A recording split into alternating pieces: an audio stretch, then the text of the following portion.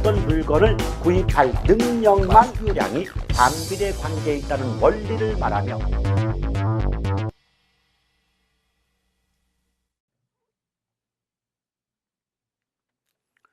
자, 이제 협의의 부동산 정착물까지 말씀을 드렸습니다. 그렇다면 광의의 부동산부터 이어가 볼게요.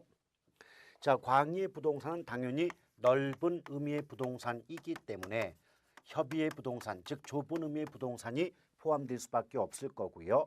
여기에다가 준부동산, 다른 말로 의제 부동산이 결합이 된 개념을 우리가 광의의 부동산이다라고 볼 수가 있겠습니다. 이때 준 또는 의제란 말은 원래는 그것이 아니지만 그런 것처럼 간주한다, 인정해 주겠다, 취급하겠다 이런 의미가 돼요. 자, 기초 수업 때도 언급을 드렸지만 일반 공기업, 각종 공사에 근무하는 분들을 준공무원이라고 말하고 있습니다. 근데 이분들이 완전히 공무원은 아니지만 각종 사회적 지위나 대우 면에서 공무원의 버금가기 때문에 준공무원 이렇게 말씀드릴 수가 있잖아요. 따라서 준부동산이란 원래는 부동산이 아니지만 어떤 이유 때문에 부동산처럼 취급하는 경우를 말한다라고 볼 수가 있는데요. 그 어떤 이유가 바로 뭐냐면 공시수단이 부동산과 같거나 비슷하다는 이유 때문에 부동산처럼 취급해 주는 경우를 우린 준부동산이다라고 볼 수가 있다는 거죠. 자, 공시한다는 건 어떤 소유권을 비롯한 권리관계의 변동이 발생할 때 이제부터 이 물건은 누구 거예요 라고 알리는 걸 공시한다고 말하고 있지 않습니까? 그런데 공시하는 방법은 동산과 부동산이 다르다는 거죠. 그래서 부동산의 공시수단은 당연히 등기 등록에 해당이 된다는 거예요. 따라서 이걸 묶어보면 준부동산이란 원래는 부동산이 아니지만 공시수단이 등기와 등록이라는 공시수단을 갖추고 있음에 따라 부동산처럼 취급해주는 경우를 말한다라고 볼 수가 있겠습니다. 이런 준부동산의 가장 대표적인 경우가 바로 자동차에 해당이 되는데요. 우리가 자동차 인도증이라고 하지 않고 자동차 등록증이라고 하지 않습니까? 그렇기 때문에 당연히 자동차는 원래는 부동산이 아니지만 등록이라는 공시수단을 갖추고 있음에 따라 부동산처럼 취급해주는 준부동산에 해당이 된다는 거죠. 따라서 자동차도 부동산으로 간주해 주기 때문에 저당권 설정의 대상이 되고 그 결과 부동산 자동차 담보 대출이 가능하게 된다라고 볼 수가 있겠습니다. 또한 자동차를 비롯한 준부동산의 종류는 암기사항이니까 외워놓으실 필요가 있겠죠. 그래서 자동차, 선박, 항공기, 20톤 이상의 건설기기, 광업재단, 공장재단, 광업재단, 광업권, 어업권 등은 바로 준부동산에 해당이 된다라고 볼 수가 있겠어요. 자, 여기까지 보면 당연히 법률적 측면의 부동산에 대해서 살펴보았고요. 이제 경제적 개념의 부동산으로 넘어갈 필요가 있는데 결론적으로 말씀드리면 경제적 개념의 부동산은 그 내용을 가지고 물어본 적은 한 번도 없다는 거예요. 따라서 어떤 것들이 경제적 개념의 부동산에 속하겠는가만 알아두신다면 크게 어려움 없이 문제를 풀어내실 수가 있을 거예요. 자, 경제적 개념의 부동산에는 자자생소품 5글자를 기억하시면 되는데 첫 번째는 자산으로서의 부동산, 자본, 생산 요소, 그리고 소비재, 상품으로서의 부동산은 경제적 개념의 부동산에 속한다는 정도만 알아두시면 됩니다. 실제 기출문제 유형은 이렇게 나옵니다. 다음 중 경제적 개념의 부동산이 아닌 것은 1번 자산, 2번 생산 요소, 3번 소비재, 4번 상품, 5번 공간 이런 식으로 출제가 되거든요. 정답은 5번의 공간이 되겠죠. 왜?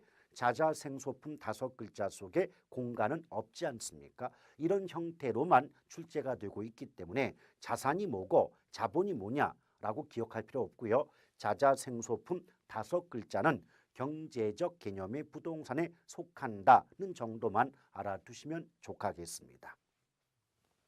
자, 그 반면에 이제 기술적 개념의 부동산을 살펴봐야 되는데요. 자, 기술적 개념의 부동산에는 공자, 위환, 즉 공간, 자연, 위치, 환경으로서의 부동산 네 가지가 포함되는데요. 이 중에서 문제화되는 부분은 바로 공간과 위치 두 가지 정도만 알아두시면 되겠고요. 또 출제 비중, 빈도를 따져보면 공간으로서의 부동산이 압도적으로 출제 비중이 높다라고 볼 수가 있겠어요. 일단 공간으로서의 부동산은 토지 소유권의 범위와 밀접한 관련이 있다라고 볼 필요가 있는데요. 자, 토지 소유권의 범위와 관련해서 우리나라 민법에서는 토지 소유권은 정당한 이익이 있는 범위 내에서 토지의 상하에 미친다고 규정하고 있다는 거죠. 자, 이 법조문을 통해서 우리는 두 가지를 알 수가 있는데요. 토지 소유권은 정당한 이익의 범위 내에서 인정이 된다는 겁니다. 따라서 반대 해석해 본다면 정당한 이익의 범위를 벗어난다면 토지 소유권은 인정되지 않는다는 말과 같을 거고요. 그래서 그런 관점에서 토지 소유권은 무제한적 권리가 아니라 일정 범위 내에서 인정되는 제한적 권리의 성격을 갖는다라고 볼 수가 있겠습니다. 두 번째는요. 토지 소유권은 토지의 상하에 미친다는 거죠. 이 말은 무슨 말이냐면 우리가 부동산의 공간을 따져볼 때 땅의 표면을 지표라고 하지 않습니까? 이 지표 공간은 수평 공간에 해당이 될 거예요. 그런데 이 부동산의 공간은 단순히 수평 공간인 지표뿐 아니라 그 위에 상부 공간과 그 아래에 하부 공간으로 구성이 되어 있다는 거예요. 이때 상부 공간은 다른 말로 공중 공간, 또 하부 공간은 지중 또는 지하 공간이라고 표현해 볼 수가 있다는 거죠. 따라서 일단은 부동산의 공간은 수평 공간인 지표 공간과 상하 수직 공간으로 구성이 되어 있다라고 볼 수가 있겠습니다. 이때 우리 부동산학 개론에서는 수직 공간이란 말보다는 입체 공간이란 말을 많이 쓰고 있다라는 거죠. 더불어 지금 지표를 기준으로 상하, 높낮이가 있다면 3차원이라는 말을 쓰고 있거든요. 그렇기 때문에 이걸 전체를 합하면 부동산은 수평 공간인 지표 공간과 공중 및 지하 공간의 3차원적 입체 공간으로 구성되어 있다. 이런 식의 표현이 가능할 수가 있게 됩니다. 더불어 법조문과 연결시키면 토지 소유권이 토지의 상하에 미친다는 말은 토지 소유권은 단순히 지표 공간뿐 아니라 상부 및 하부 공간까지 그 효력이 미친다고 볼 수가 있겠습니다. 이 말을 기출문제에서는 어떻게 말하냐면 우리나라 민법에서는 토지 소유권의 3차원적 입체 공간의 효력을 인정하고 있다. 이렇게 출제가 된 바가 있거든요. 그럼 토지 소유권의 3차원적 입체 공간의 효력을 인정한다는 말은 토지 소유권이 단순히 지표 공간뿐 아니라 그 상부 공간과 하부 공간까지도 그 효력이 미친다는 말과 동일한 의미를 담고 있다는 점 기억을 해 두실 필요가 있을 겁니다. 또한 각각의 공간마다 별도의 권리가 성립을 한다는 거죠. 따라서 공중공간과 관련된 권리로서 공중권, 지표 공간과 관련된 권리인 지표권, 또 지중 또는 지하 공간과 관련된 지하권이 성립할 수가 있다는 겁니다. 더불어 우리 부동산 가격은요, 부동산 자체의 값이 아니라 그 부동산과 관련된 권리, 이익에 대한 대가의 성격을 갖더라는 거죠. 즉 권리에 대한 대가가 부동산 가격이다라고 보시면 돼요. 따라서 공중권에 대한 대가로서 별도의 가격이나 가치가 성립이 된다고 볼 수 있겠고 또 지표권에 대한 대가로서 별도의 가격 및 가치, 또 지하권에 대한 대가로서 역시 별도의 가격 및 가치가 성립하게 되거든요. 이럴 때 이 하나하나의 가격 또는 가치는 공간별로 성립하는 가격 또는 가치란 관점에서 개별 공간 가치란 말을 쓸 수가 있겠고요. 이 개별 공간 가치를 합하면 그 부동산의 전체 가치가 될 수가 있다는 거죠. 이런 관점에서 어떤 문장이 기출에 등장한 바가 있냐면 특정 부동산의 전체 가치는 그 부동산을 구성하고 있는 개별 공간 가치의 합과 같다. 이런 식의 문장이 등장한 바가 있다는 겁니다. 또 구체적으로 공중권, 지표권, 지하권의 내용을 살펴볼 필요가 있는데요. 자, 공중권은 크게 사적 공중권과 공적 공중권으로 구분이 될 수가 있습니다. 근데 내용을 살펴보기에 앞서서 결국 토지 소유권을 공간에 따라서 구분한 게 공중권, 지표권, 지하권이거든요. 근데 토지 소유권은 기본적 성격이 민법이라는 사법에서 정의하고 있는 또는 규정하고 있는 권리이기 때문에 성격 자체가 사권이에요. 따라서 사적 공간까지만 토지 소유권의 효력이 미친다고 볼 수가 있겠습니다. 그 결과 공중권 역시도 사적 공중공간까지만 효력을 미칠 수 있고 공적 공중공간은 사권인 토지 소유권의 효력이 미칠 수가 없다라고 볼 수가 있거든요. 이때 사적 공중권에는 일조권이나 조망권 등이 해당이 될 거고 공적 공중권에는 항공권이나 전파 발차권이 포함이 된다는 겁니다. 다시 말한다면 공중권은 사적 공간까지만 인정이 되기 때문에 일조권, 조망권 등은 토지 소유권의 범위에 포함된다고 말할 수 있겠지만 내 땅 위를 비행기가 왔다 갔다 하는 권리는 공적 공중권으로서 사권인 토지 소유권의 효력이 미칠 수 없다라고 기억할 필요가 있을 겁니다. 자, 단적인 예로 여기 이제 A 땅, B 땅, C 땅, D 땅이 있다고 볼까요? 그럼 각각 이 땅이 A 땅은 곰돌이 거, B 땅은 곰순이 거, C 땅은 곰탱이 거, D 땅은 곰팽이 거라고 본다면 만약 이 땅 위를 비행기가 지나다니는 권리까지도 토지 소유권의 효력이 미친다라고 해버리면 이 비행기 조종사는 미쳐버린다는 거죠. 왜? 이게 토지 소유권 효력이 미쳐버리면 비행기 조종사는 A 땅을 지나다가 비행기에서 뛰어내려서 토지 소유자인 곰돌이의 허락을 받고 다시 비행기 위로 올라가야 된다는 거예요. 또 곰순이 땅 지날 때 뛰어내려서 곰순이의 허락을 받고 올라가야 된다는 거죠. 이것이 물리적으로 불가능한 상황이 되지 않겠습니까? 그런 이유 때문에 비록 내 땅 위에 공중 공간을 이용한다 할지라도 비행기가 왔다 갔다 하는 권리는 공적 공중 공간에 대한 권리로 인정을 해야만, 즉 토지 소유권의 효력이 미치지 않는다고 봐줘야만 비행기 조종사의 목숨을 살릴 수가 있게 되는 겁니다. 아시겠죠? 자, 그렇게 보시면 돼요. 그리고 이런 공중 공간의 활용 방안, 공중 공간의 활용 방안으로서 몇 가지를 기억해 두실 필요가 있어요. 첫 번째, 구분 지상권. 두 번째, 용적률 인센티브 제도. 또 세 번째, 개발권 이전 제도라고 있는데 이 개발권 이전 제도와 관련된 내용 설명은 정책론에서 이어가도록 하겠습니다. 어찌됐든 이런 세 가지 내용이 문장 속에 나오면 그건 공중공간의 활용 방안이지 뭐 지표공간 또는 지하공간 이런 말이 들어가선 아니 된다는 점 유념하시길 바라겠습니다. 또한 지표권의 구체적 내용은요. 경작권, 건축권, 용수권 등을 포함하고 있는데요. 생각을 해보세요.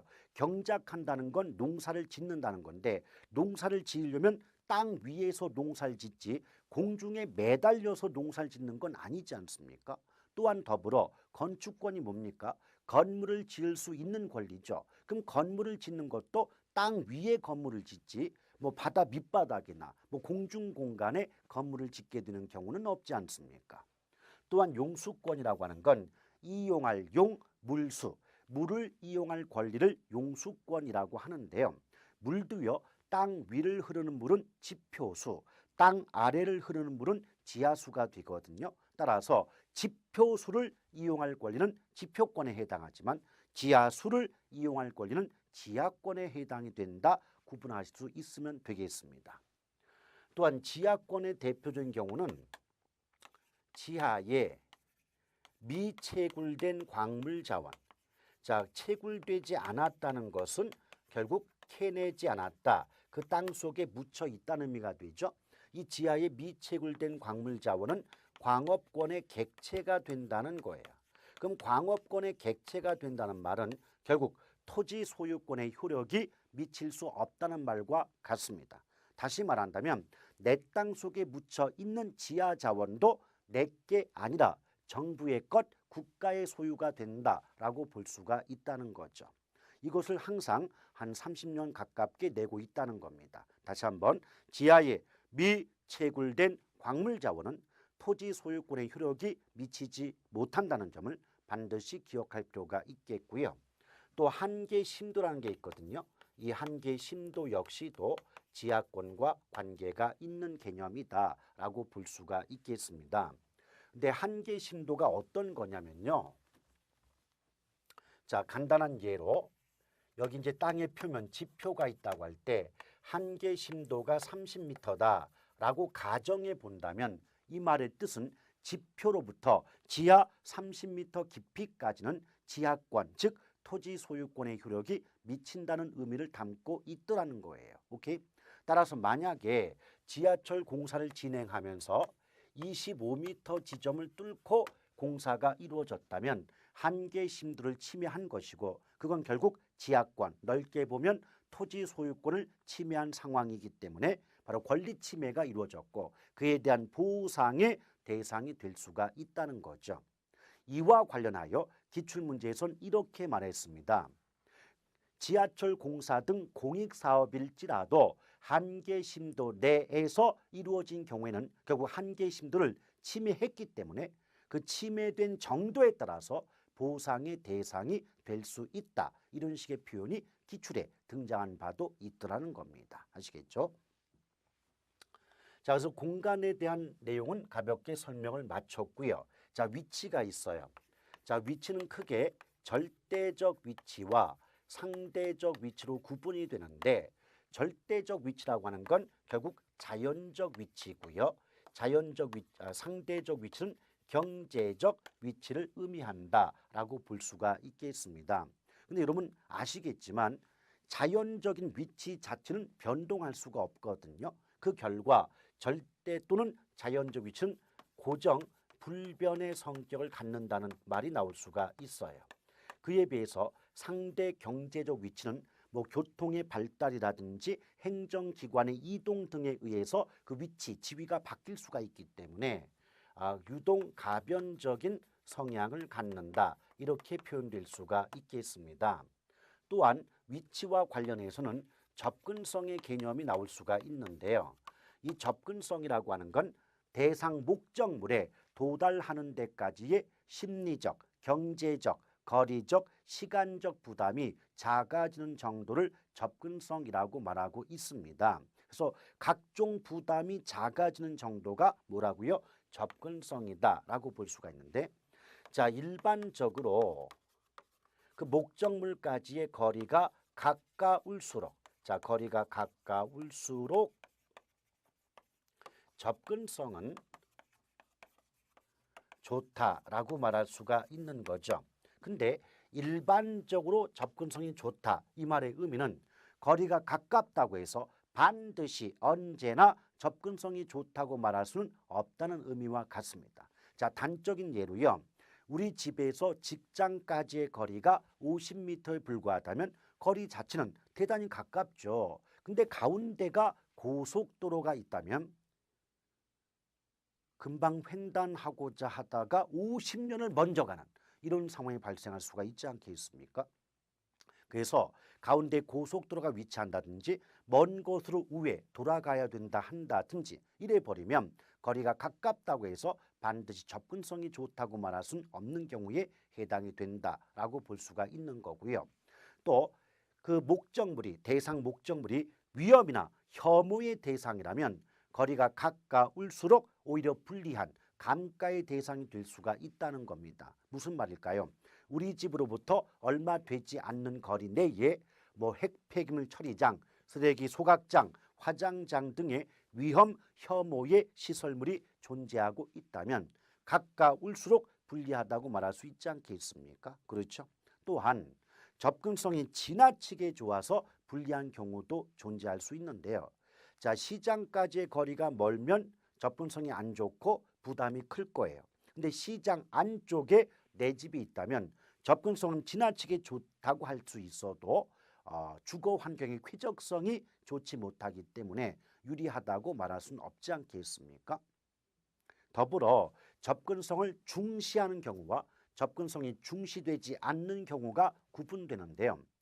자, 동네 슈퍼를 비롯한 소규모 점포 등은 고객이 별 부담 없이 찾아올 수 있어야만 운영 유지가 될 수 있기 때문에 접근성을 중시합니다. 그러나 독점력이 있는 점포, 자, 간단한 예로 서울특별시 전체에서 신발 가게가 하나만 있다면 그 신발 가게 사장님은 고객분들의 어떤 부담이 없어야 될 텐데 이런 걱정 안 한다는 거죠. 왜?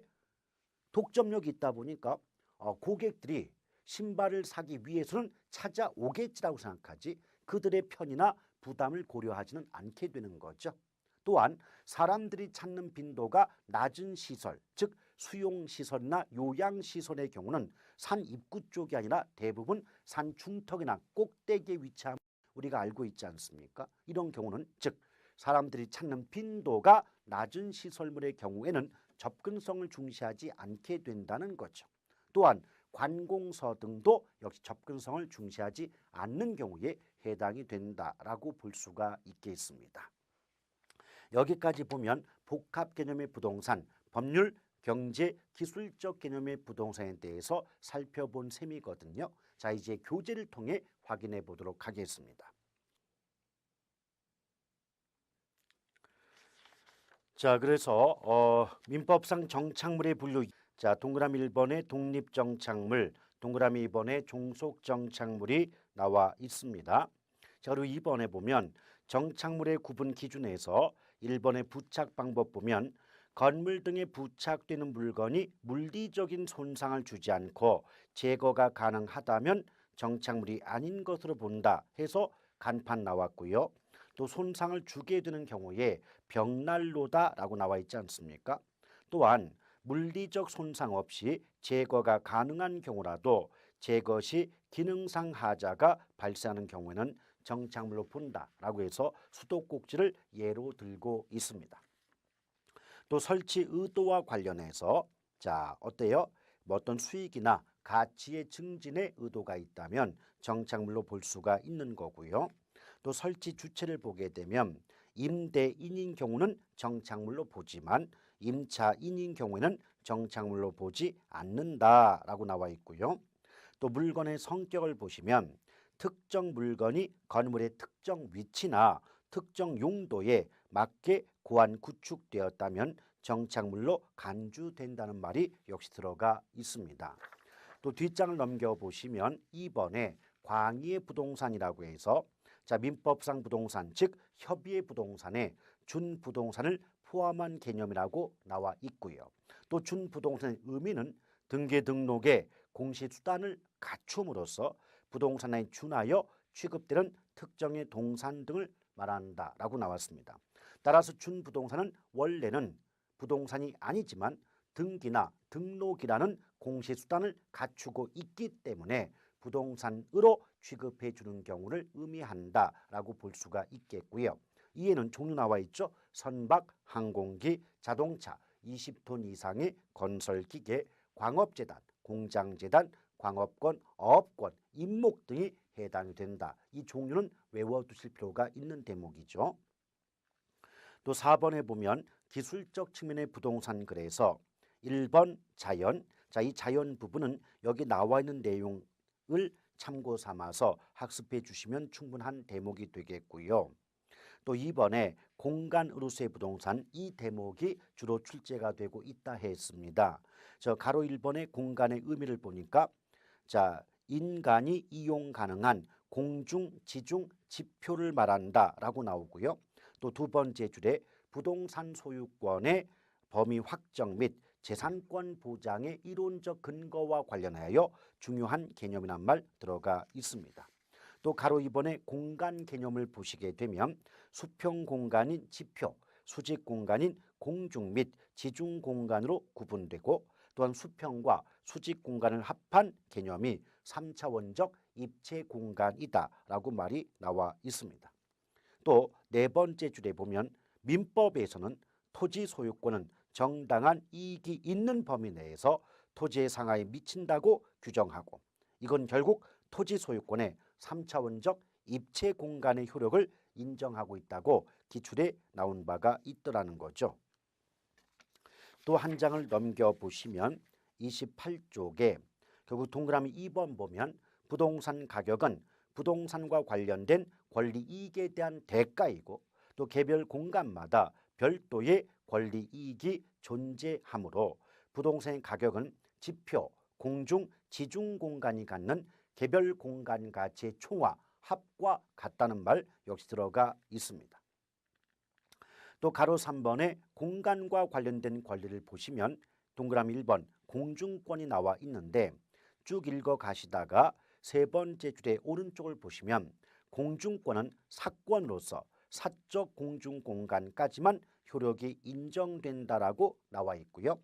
또 다섯 번째 줄의 오른쪽을 보시면 구분지상권, 용적률 인센티브 제도, 개발권 이전 제도 등은 공중공간의 활용 방안에 해당한다는 말 들어가 있습니다. 물론 보충 강의에 개발권 이전 제도가 나와 있지만 이에 관련된 설명은 정책론에서 이어가도록 하겠습니다. 자, 오른쪽 아래에 보면 동그라미 2번, 즉 29쪽 아래에 보면 동그라미 2번에 지하권 나와 있죠. 자, 지하권과 관련해서 하나, 둘, 셋, 넷, 다섯 번째 줄의 중간을 보시면 광업권의 객체가 되는 미채굴 광물 자원은 토지 소유권의 내용에 포함되지 못한다. 다시 말하면 미채굴 광물 자원은 광업권의 객체가 되기 때문에 토지 소유권의 효력이 미치지 못한다라고 볼 수가 있겠고요. 또 지표권은 마지막 줄에 보면 경작권, 건축권, 용수권 등이 해당이 된다는 말 들어가 있지 않습니까? 또 뒷장 30쪽을 펴보시면 위치로서의 부동산 나와 있죠. 그래서 지금 첫 번째 줄의 오른쪽 보면 위치는 자연적 절대적 위치와 상대적 경제적 위치로 구분할 수 있으며 절대적 위치는 어쩌고 저쩌고 상대적 위치는 이렇게 나온다라고 나와 있죠. 근데 그런 말 자체를 물어보진 않으니까 크게 걱정하실 필요는 없고요. 다만 그 네 번째 줄에 보면 오른쪽에 부동산 활동에서는 상대적 위치가 보다 중요성을 갖는다라는 점 기억할 필요가 있습니다.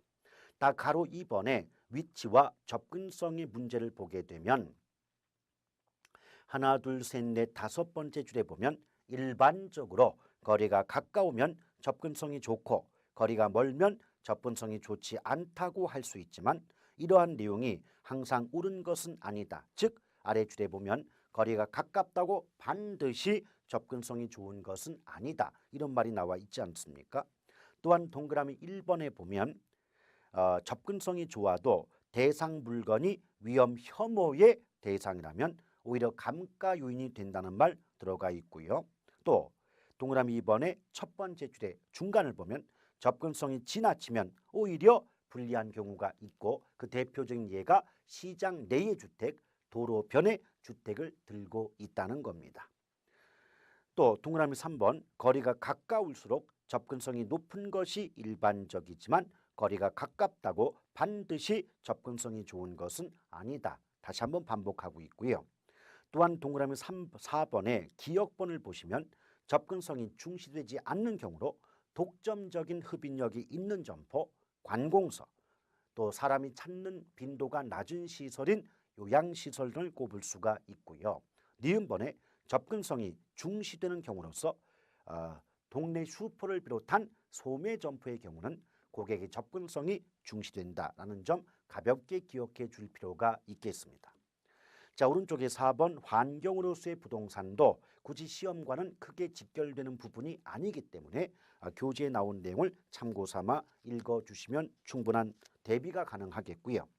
자, 쭉 아래 내려오시면 5번에 경제적 측면의 부동산 했을 때 이미 본 수업 때 언급한 바와 같이 내용이 무엇이냐를 가지고 출제된 바는 없습니다. 그래서 1번의 자산, 2번의 자본, 3번의 생산 요소, 4번의 소비재, 5번 상품, 자자, 생소품 5글자만 정확히 기억하신다 하더라도 충분히 문제를 맞춰내실 수가 있을 겁니다. 자, 이렇게 해서 부동산의 개념에 대한 수업을 진행해 보았습니다.